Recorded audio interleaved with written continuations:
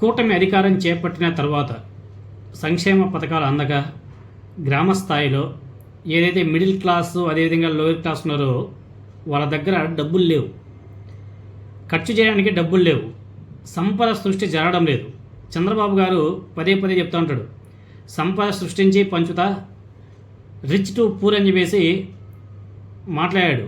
కానీ ఆ సంపద సృష్టి అనేది మొత్తం కూడా జీరో అయిపోయింది. ఎందుకంటే అసలు గ్రామాల్లో డబ్బులు పుట్టడం లేదు. గ్రామాల్లో డబ్బులు ఎప్పుడు ఉంటాయి? సంక్షేమ పథకాలు అమలు చేస్తే గ్రామాల్లో ఉన్నటువంటి ప్రజల దగ్గర డబ్బులు ఉంటాయి, వాళ్ళు ఖర్చు పెట్టే స్తోమత పెరుగుతుంది. ఎప్పుడైతే ఖర్చు పెట్టే స్తోమత పెరుగుతుందో ఆటోమేటిక్గా అన్ని ఎకానమీ కూడా కొంచెం ఆ జిఎస్టీ అదేవిధంగా వాటి గ్రోత్ కూడా కొంచెం ఉంటుంది.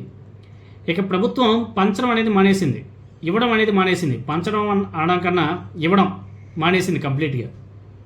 అలా ఇవ్వడం మానేయడం వల్ల ప్రజల్లో కొనుగోలు చేసే శక్తి సామర్థ్యాలు తగ్గిపోయాయి.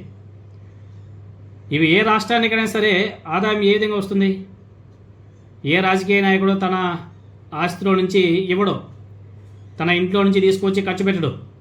రాష్ట్ర ఆదాయం పెరగాలంటే ఇండస్ట్రియల్స్ అదేవిధంగా ప్రజల యొక్క కొనుగోలు శక్తి ఈ రెండు పెరిగితే కానీ రాష్ట్ర ఆదాయం అనేది పెరగదు.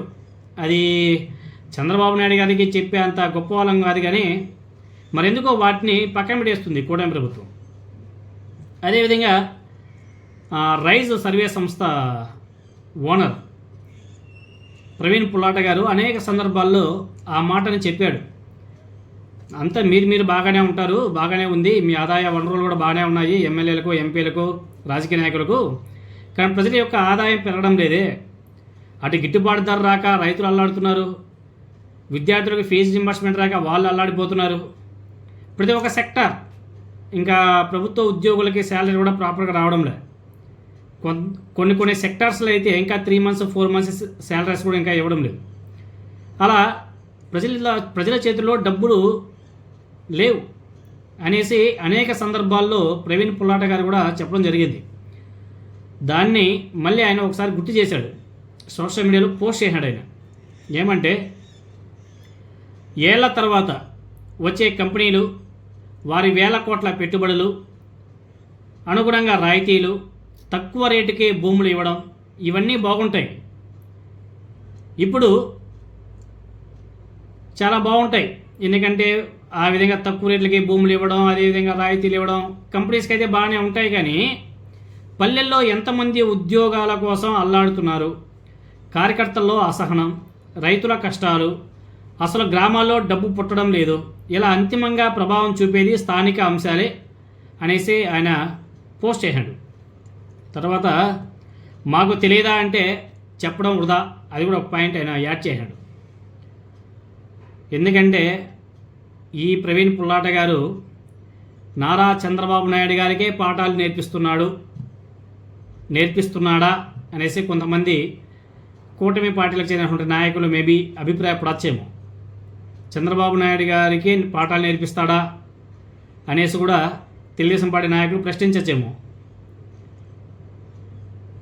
ఆయన ఒక సర్వే సంస్థకి యజమాని, అన్ని రకాలుగా ఆయన సర్వేలు కూడా చేస్తూ ఉంటాడు. 2024 ఎలక్షన్ ముందు కూడా ఆయన సర్వే చేశాడు, ప్రజల నాడిని పసిగట్టాడు. ఆయన చెప్పాడు తెలుగుదేశం పార్టీకి ఇన్ని సీట్లు రావచ్చు, వచ్చే అవకాశం ఉందనేసి. అన్ని సీట్లు వచ్చాయి. సో వీళ్ళు గ్రామాల్లో, వీళ్ళ టీం గ్రామాల్లో తిరుగుతూ ఉంటుంది కాబట్టి వాళ్ళ దగ్గర ప్రాపర్గా ఇన్ఫర్మేషన్ ఉంటుంది. దాన్ని ఆయన చాలా స్పష్టంగా పోస్టుల ద్వారా చెప్తున్నాడు. అదేవిధంగా మేబీ ఆయన చంద్రబాబు నాయుడు గారికి, లోకేష్ గారికి కూడా చెప్పి ఉంటాడు, ఎందుకంటే వాళ్ళకి బాగా ఆయన సాన్నిహిత్యంగా ఉంటాడు కాబట్టి చెప్పి ఉంటారు. కానీ ఎందుకో వాళ్ళు పట్టించుకోవడం లేదు. మేబీ ఈ 3 years ఇలానే కొనసాగించేసి లాస్ట్ 1 or 2 yearsలో ఇద్దాంలే అనేసి ఏమైనా చంద్రబాబు నాయుడు గారు అనుకున్నాడా? మేబీ ఉండొచ్చేమో. సో మొత్తానికైతే ప్రవీణ్ పుల్లాట గారు చంద్రబాబు నాయుడు గారికే పాఠాలు నేర్పిస్తున్నాడా, చెప్తున్నాడా అనేసి ఎవరైనా అనుకుంటే మాత్రం ఇంకా అది వాళ్ళ విజ్ఞతకే వదిలేయాలి.